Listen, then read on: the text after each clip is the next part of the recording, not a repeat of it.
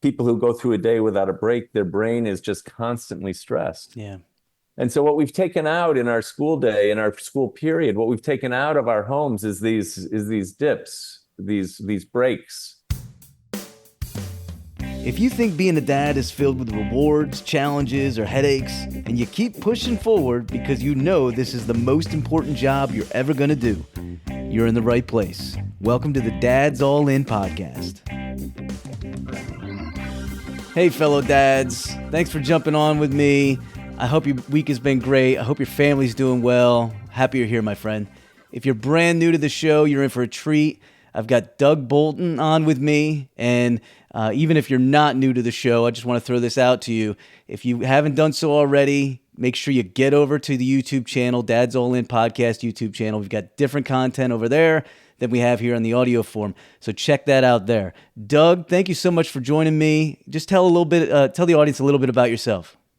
Yeah, well, thanks so much for having me, Kyle.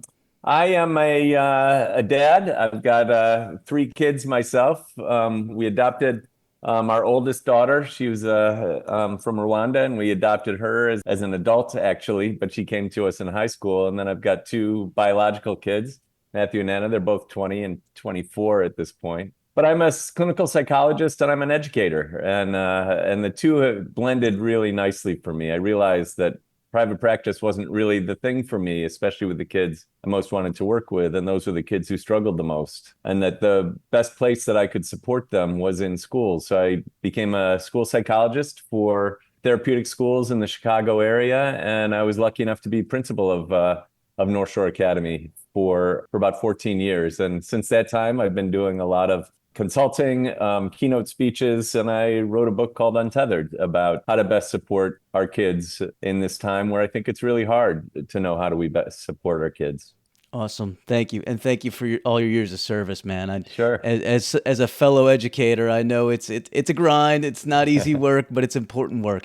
And I always Yeah. tell people, working in education is some of the most impactful work. Doesn't mean it's easy, Yes. but it's some of the most impactful work that you can do, trying to make a positive impact on youth every single day. So thank you. So let's dive into really looking at stress and anxiety for kids. And I share this with my audience often.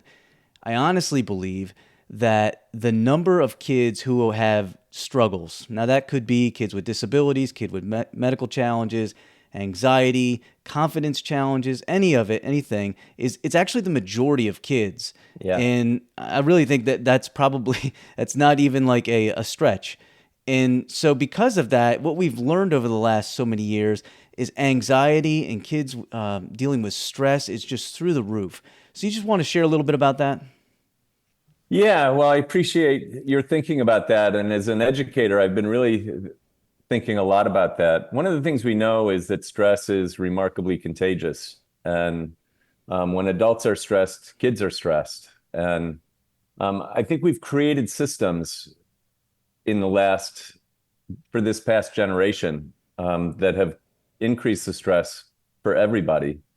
When we think about it, and as an educator, one of the things I think about is the increased efforts to raise test scores, beginning with No Child Left Behind, and the impact that has had on the stress of everybody in the system.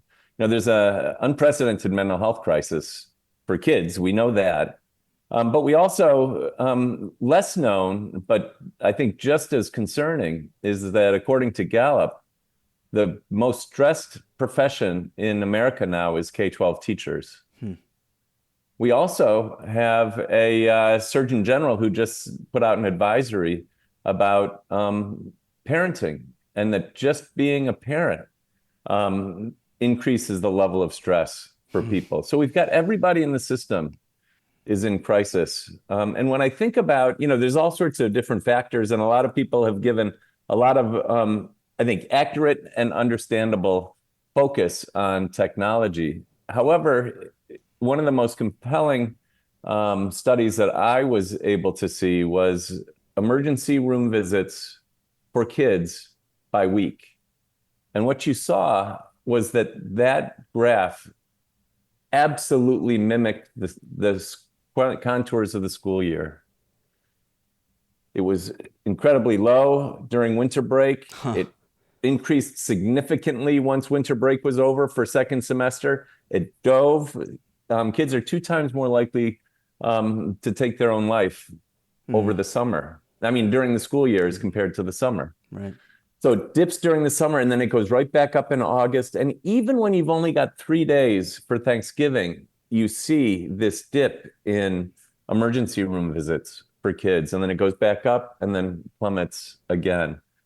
And so I guess there's a story there. And I don't think it's a story that we tell enough, but I think that in our efforts to increase academic rigor, we put a lot of pressure on kids, on educators, and on parents. And that's one of the things that they found 2019, even the high achieving kids, the Robert Wood Johnson Foundation named the top environmental conditions harming adolescent wellness. And poverty, discrimination, trauma, we knew about those. But then there it is, this excessive pressure to excel. And so I think that there are some things. I think these are self-inflicted wounds for all of us. And these are parts of a system that I think that if we can do just the basics, we can still be able to support kids and their academic engagement while also providing the things that we know support not just their learning, but also their mental health. Yeah. That's interesting stuff, man. And like from a father's perspective, my wife and I, we always approach state testing. As a Yeah. former educator, you have one frame of Yeah. mind, but as a parent, it's a different beast altogether. Like you see, there's definitely a push for them to excel and do better at state testing.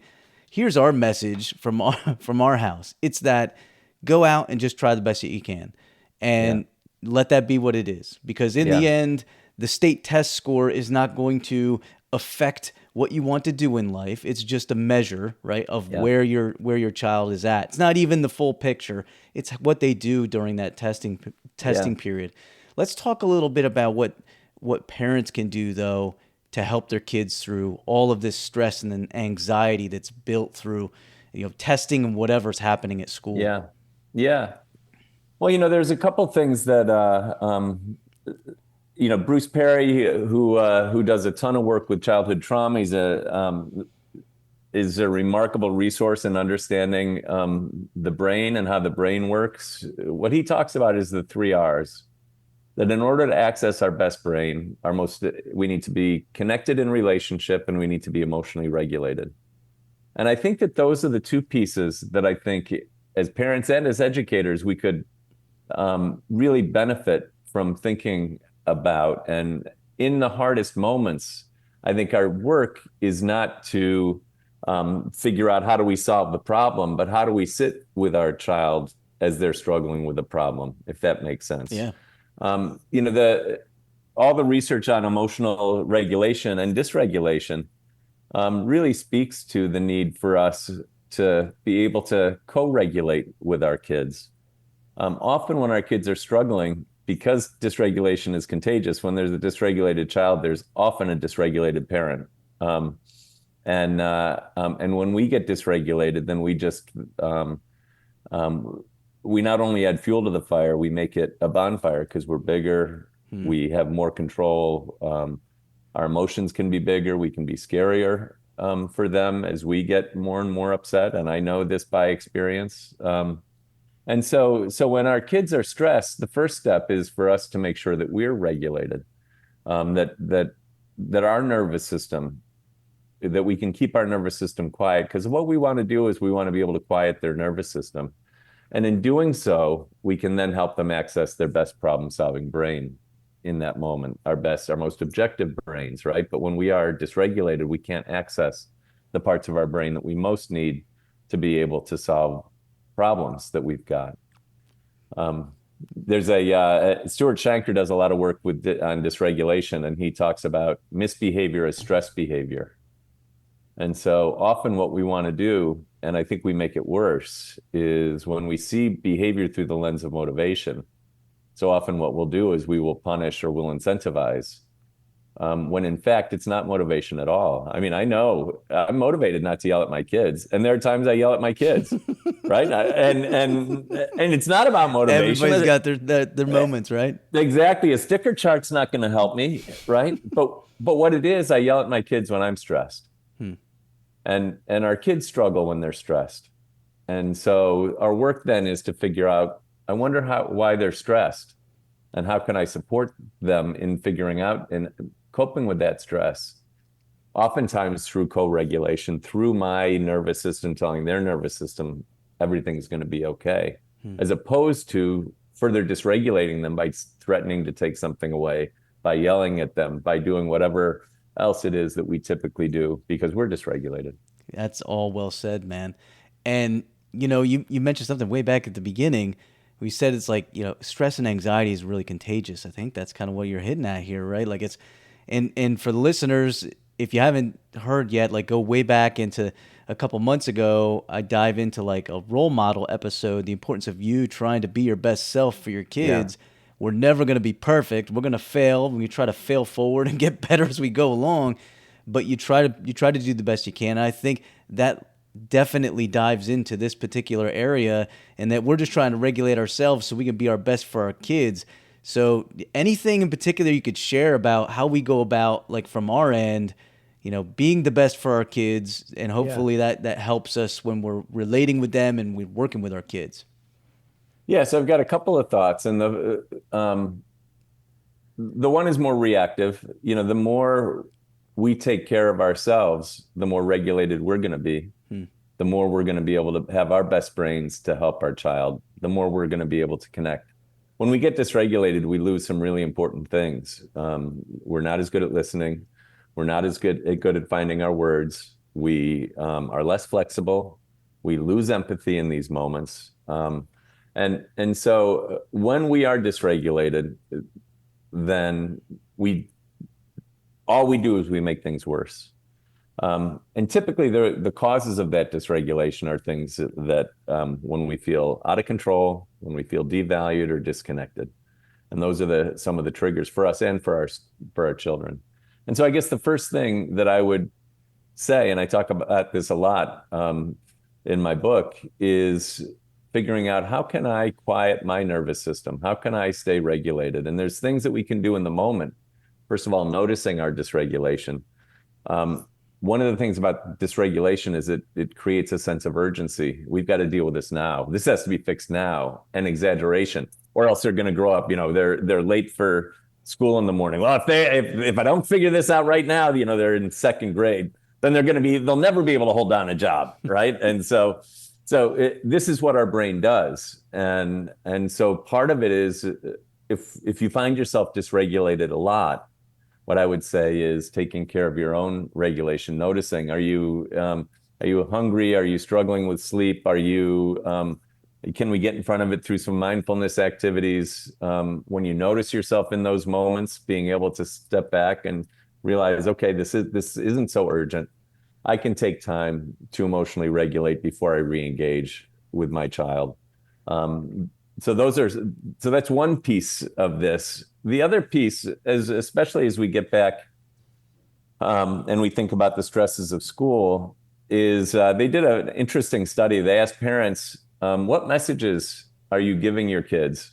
And, would you rather have them be focus on achievement and academic success, or being kind and caring? And 90% of parents said kind and caring. Unfortunately for those parents, they asked their kids what their parents value more, academic achievement or kindness and caring. And the kids overwhelmingly, 81%, said that their parents value achievement. And I think what happens is we may be holding those values, right? But if our child is struggling with, if our child gets a straight A report card, guess what goes up on the refrigerator, right? For everybody to see. Does this kind act get talked about anything more than, oh, that was really nice, right? We can say, I don't care what college you get into, but then all you do is brag about, your nieces and nephews who are in highly selective schools, right? Right. Um, so there's a lot of different ways. I think that we've got to be careful about the ways that we really do communicate and the things that we seem to value.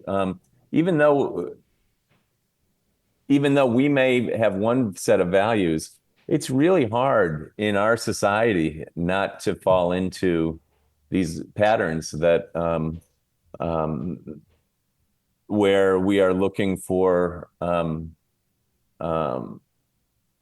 high achievement that that only, by definition, only 5%, Right. 10% of people can achieve. And Right. those people end up really, in many ways, struggling with issues of perfectionism and the fallout from this identity of themselves as achievers, and then having an achievement addiction that they just can't ever achieve enough, and feeling like that their worth is based on achievement. And so we set up a system of scarcity that I think ends up undermining the mental health of everyone at some level.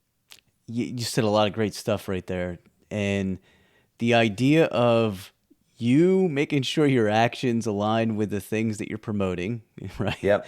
And also making sure that we as parents, we as fathers are doing our part to make sure that we're relaying those messages and showing our kids how important those things are, besides just, getting an A in math class, or if you're really proud of your kid on the soccer field or the football field, that's great. But if we want to make sure that they know how important it is for us to just be good humans, we have to Yeah. make sure we're relaying those messages, right? Right. And that we're not yelling at our kids for not being better humans, right? Which is what can often happen, right? Exactly. That that Yes. that this is I think that this is one of the biggest challenges is, James Baldwin said, children have never been very good at listening to their elders, but they've never failed to imitate them. Mm-hmm. Man, that's And truer words have never been spoken. yeah, and I think that that's one of the things that happens is the best way to model, to help a child learn emotional regulation skills is for them to watch us manage ours.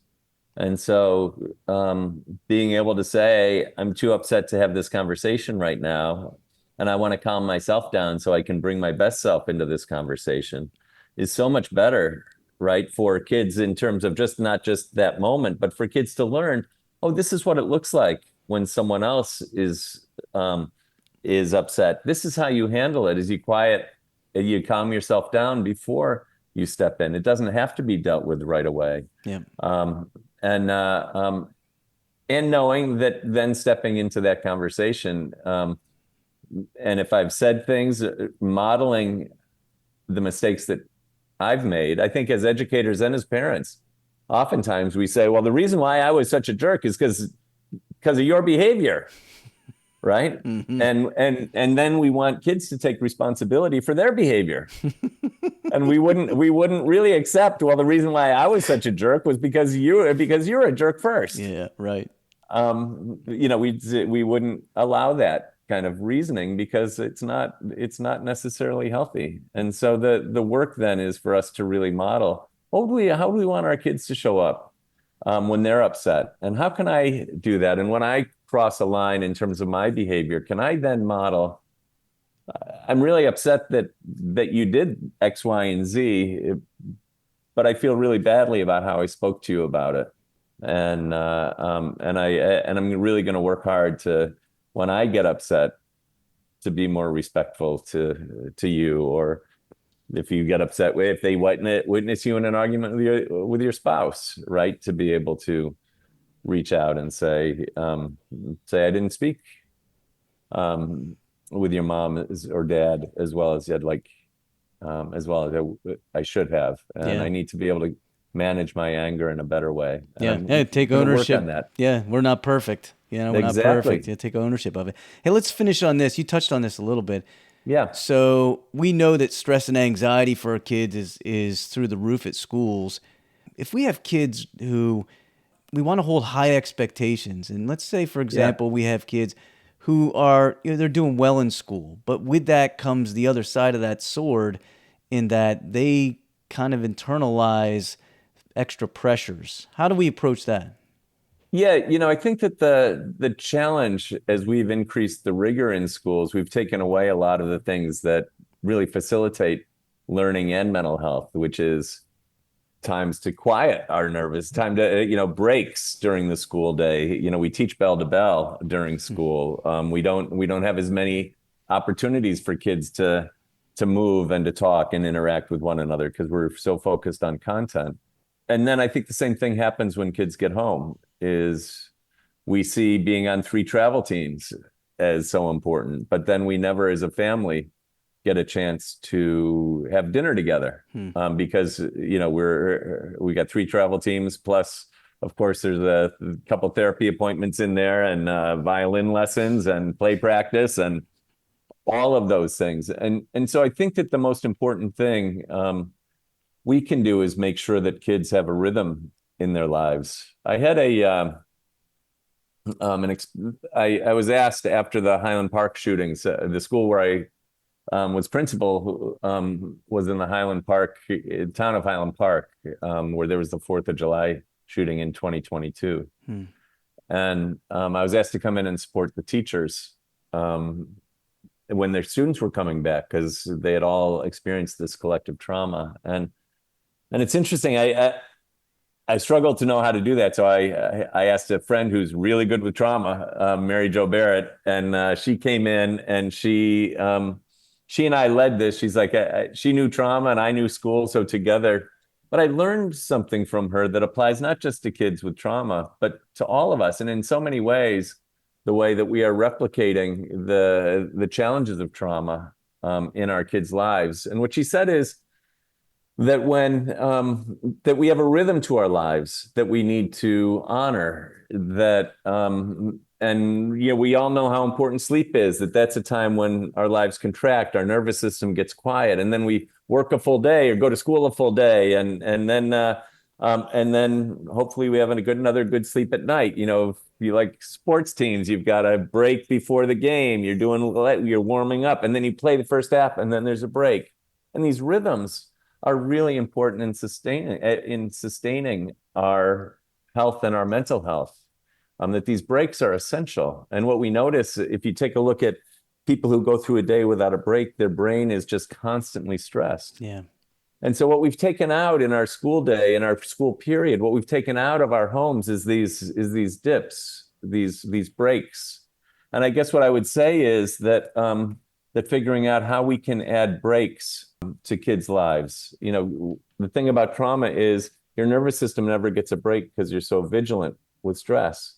But the same thing happens if we've got kids waking up, going to school, doing homework, going to travel team practice, coming back and going to violin practice, going to bed, starting it up again and again and again. That what we need to do is first really honor the rhythms of our lives. I think we struggle to do that. That's well said. Doug, thank you so much for your time, man. You've given us a lot of stuff to think about. And for those of us fathers out there who have kids who are stressed and anxious about school, which is just about all of us probably, you've given us a lot to chew on. Audience, we will put his link to his book down in the notes so you can grab it there. And I just really appreciate your time, Doug. Thanks for jumping on with me. Kyle, really appreciate the conversation. Thanks so much. Got it. Thanks for sticking around. If you got any questions you want answered on the show, or you just want some feedback or want to share some ideas, shoot me an email, dadsallinpodcast@gmail.com, or send me a DM on any of the socials @RechargedFamily. Thanks for listening.